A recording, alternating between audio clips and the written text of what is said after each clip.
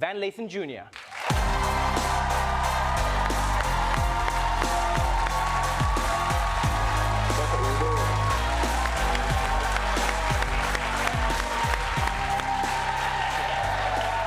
What is up? Welcome to the Daily Show.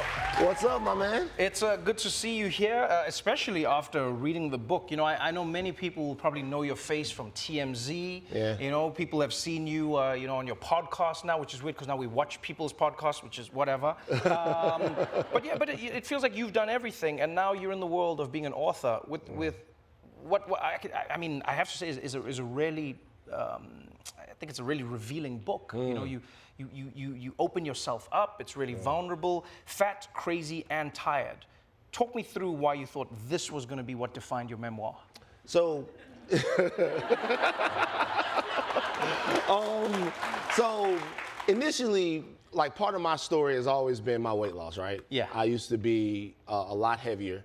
I was around like 370 pounds, right? Wow. And so whenever you tell someone that, that's kind of the response. Of course. It's like, wow, right? And I remember the first time I ever expressed that to a lot of people, they were so amazed by it that I was like, well, let me write a book and talk about like how it was that I took control of my health, right? And I know people are looking at me right now and they're going, well, wow, he's fat. I don't think anyone was thinking that. No, what I'm saying is the pandemic came and like everyone else, I put some weight on. So when I started reading the book, I had a revelation. When I started writing the book, should I say, I had a revelation that like there's something inherently wrong about me telling people how it was that I became socially acceptable. Interesting. That there's something wrong with me saying, hey, I was this one way that people, for no good reason, excoriate you and make you feel, shame for it. And look how I became one of you. Right. Even though it's inspirational for some people, it didn't feel right. So I thought it was better to explore some of the stigmas, some of the ways that sometimes people lose control of their health, and some of the very good reasons that you might find yourself mentally or physically or spiritually in a spot you don't want to be in, and that's kind of what the book is. The book takes us through your life. You know, it touches on your relationship with your father. It touches on your journey as a human being. Many people recognize your face from TMZ, and you talk about that in the book and the place that it was and the life that you were living. I found it really interesting that you wrote about the environment at TMZ in what felt to me like a very measured way. You talk about Harvey, who everyone knows as the face of TMZ on television, and you talked about how he shaped you, how he encouraged you, how he nurtured you into a lot of who you are today. Sure. But at the same time, you talk about the conflicts that you had with him when you felt like TMZ was, pushing Trump propaganda. Yeah. How did you find, I guess it's not a balance, but how did you reconcile a relationship with somebody who you grew to admire against a person who clearly had politics that you were against? Because it feels like that's happening all over America. It's insanely difficult, and my heart goes out to anyone who's dealing with it. It's not easy, and the thing that's not easy about it is the feeling that you feel being black, being a woman, being gay in this country, when you can see danger coming, and you're saying to someone who, for whatever reason, you've had a relationship with, this is dangerous. This is dangerous. As black people, we are experts at sounding the alarm. Like my mother, I would bring people home, my mother would be like, that boy right there, the third one, he a snitch. I'm like, what? You know what I mean? Like, I would be like, what? Like the third from over right there, not the one with the pink, the one with the blue, it's a snitch. And we're always— It's hypervigilance, we're always telling each other, watch out for danger, watch out for danger. So Trump comes, and I'm like, danger, danger, danger. And it's not just me. It's so many people in the office. Danger, danger, danger, danger, danger. He's not gonna do any of that. He's not gonna do any of that stuff. We're actively out there peddling some of that stuff. And where are we at now, Trevor? Where are we at now? Everyone who had whatever reasons they had for throwing their support behind them and being as vocal as about supporting him as they did, millions and millions and millions and millions of women now don't have control of their own bodies.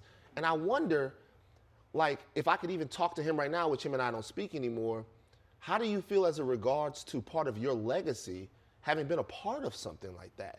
Especially when it wasn't just me, It was the women in the office. It was all kinds of people saying, this is not something that we're comfortable with. Right. And it ended up being, to be honest with you, something, I talk about it in the book, that was a real sticking point between him and I. And once again, people can have whatever kind of opinions they want to have about Harvey, but at some of the lowest points in my life, I thought I had an advocate there, and it was just really, really disappointing during that time politically. It really is a fascinating book that takes us through your life, through your journey. And I know you've gone on to do many things now. You worked on, as an executive producer, the Oscar-winning short film Two Distant Strangers. Yeah. You're now an author. It feels like your life is opening up, and you're getting into a place where Van Lathan's changing. I mean, I didn't know this. I didn't know that you used to be a tour guide on one of those TMZ buses driving around in LA. Yeah. And your life has gone in a really magical direction. What do you hope to achieve from here? Where are you trying to go, and why? Are you guys ready for an LA, super flaky, weird answer? Yeah, we're ready. Are you guys ready for it? I'm peace, man. What I want out of my life is physical, emotional, and psychological peace. My father died, right? Thank you. My father died, right?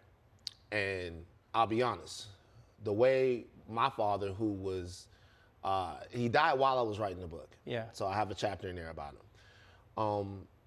The way that he died sort of, for me, reflected the way that he lived. He was just going. He was a man that could run through any wall. You put a problem up in front of him, he doesn't negotiate the problem, he obliterates it. But he's always waiting for the next thing to overcome, right? You never get to that point to where you have an understanding of who you are, what you are, and the environment around you.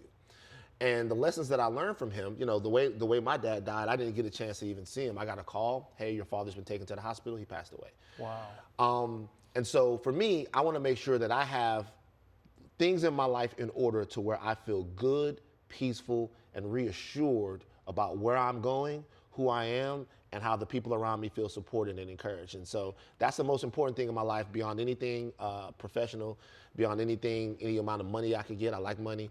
But I just want to have some peace, bro. I love that, man. Thank you so much for joining me on the show. No problem. I appreciate you. Appreciate you. Fat, Crazy, and Tired is available now wherever books are